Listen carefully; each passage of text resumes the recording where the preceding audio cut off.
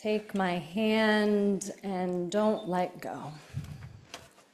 The choir leading us with the reminder that we cannot do it alone, that we need not do it alone, that we should not do it alone. So much of our congregation's call this year has been to be, has been to create sanctuary, has been to welcome in and create a soft and safe space for those of us who are increasingly at fear, who are increasingly at risk. We say, come in. We say, there's a place for you at the table. We say, if you are afraid, know we are here. If you need solace, know we are here. If you need some help, and if you feel like there's nothing you can do, know there is here. If you need purpose, know you can have and grow ours together. If you need community, know you can be a part of ours and build ours even stronger here. We are here, and here we are. Having a safe space to be, to speak, to be heard, and to hear others is no small thing in these times. And we have heard every week of folks whose weeks were possible and maybe had a little bit of joy, a little bit of beauty and roses, because they are in a small group or found a space in coffee hour or here in this room to have a deep exhale, to share their story or hear of another. And it might sound corny, but corn is also the base of a lot of bread, you know? Thank you. Truly, it might sound corny, but it's so real that now in these times we need spaces where we can be and where we can be together and where we can be real together. And we've gotten real this month. We've been doing a whole lot of grieving together, right? We do that now because we need to, because this is the time of the year when grief feels the biggest and the veil is the thinnest. And we grieve because it's real. We grieve for ourselves, for our own hearts, because we know if we do not grieve and find the love at the center of that greed, we are at the risk of acting from hatred and not from love. We grieve for ourselves, for our own hearts. Last week we learned with Leanne to honor the grief, to name its many emotions, to accept that there will be many that pass through us.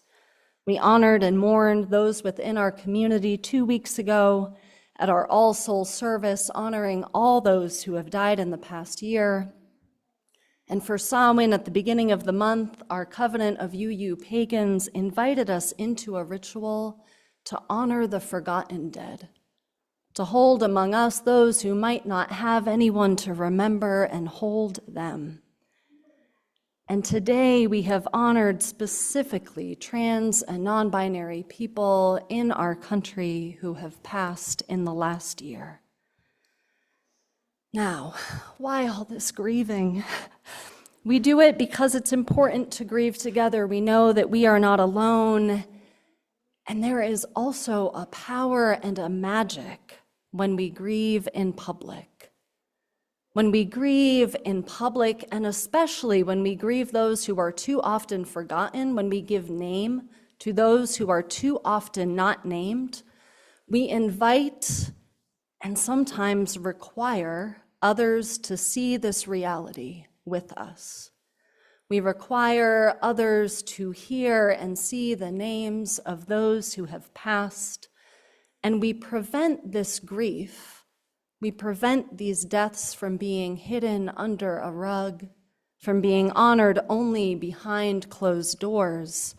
And there is a long and powerful history of invitations to collective and public grief changing our world.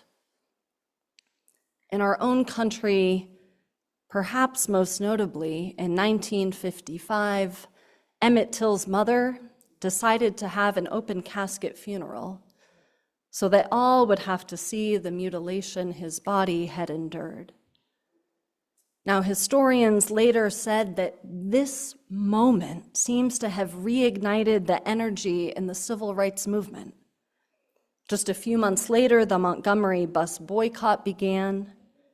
And when Rosa Parks asked how she found the strength within her for a sit-in, she responded, Emmett Till. When we allow our grief to be shared, and when we honor those who are too often not remembered and honored, we allow our whole society to hold this grief together. And we invite our whole society into this heartbreaking open that can allow us to change. Now today, here in this place, it was important for our community, it is important for our community to honor Transgender Day of Remembrance because we know it is important for us to be in relationship with reality and with the reality for those of us who are trans and non-binary. It is important for us in particular, for our fellowship provides a safe space, a sanctuary, for I believe the largest trans and non-binary peer support groups in town. And we have to take this space-holding responsibility seriously. We know that we came to be this way, to hold these groups, because congregations, despite some legal stripping, are still safer than most places for those at risk to gather. And Unitarian Universalism and our fellowship does not trigger religious trauma in the same way other faith traditions might. And so we find ourselves in this role of host, and to do this well, we commit to understand to the fullness of this situation. For to be space and sanctuary is a real and important duty. And it is not our only one, for we also come together to actively work to create more justice. One of my favorite quotes you all have heard before is from Universalist minister Clarence Skinner. He says, "We deny the immaculate conception of virtue and affirm the necessity of social incarnation." Said more simply, good things don't just happen, we have to do them. Justice doesn't just happen, we have to make it happen. And so I'm honored today to share and also invite you in to joining to an opportunity, a space that I think can help us create more hope and love and justice. Through UU Justice North Carolina, we are joining together for Blueprint North Carolina's statewide faith table. Now, this group connects issue experts of progressive organizations across our state to all the peoples in the pews, temples, and mosques who want to work for justice and love. You can hear more about it at our Lunch and Learn after the service today, but I will say very briefly, it helps us to assess what all of our congregations have for assets, like how many people can fit in this room? Do we have a shower? Who here has a truck? Like really, raise your hand, I wanna know. Who here has a truck? Great.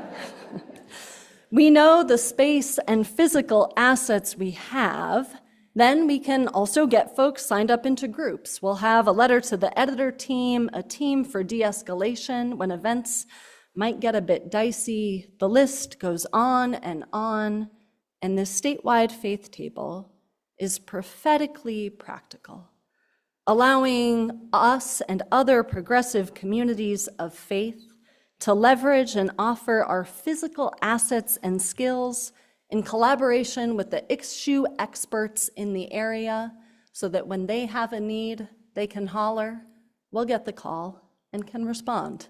It's a little more It's a better organized system than just a holler, but you'll hear more about that later.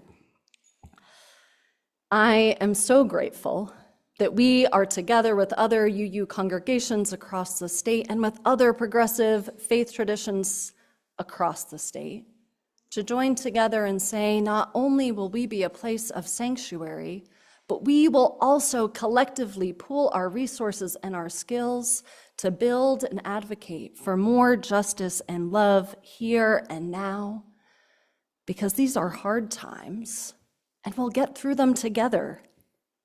And if we join in on this effort and the others we are already involved in, I'm convinced we'll be creating more love and justice while we do it. Amen. May it be so, and may we make it so.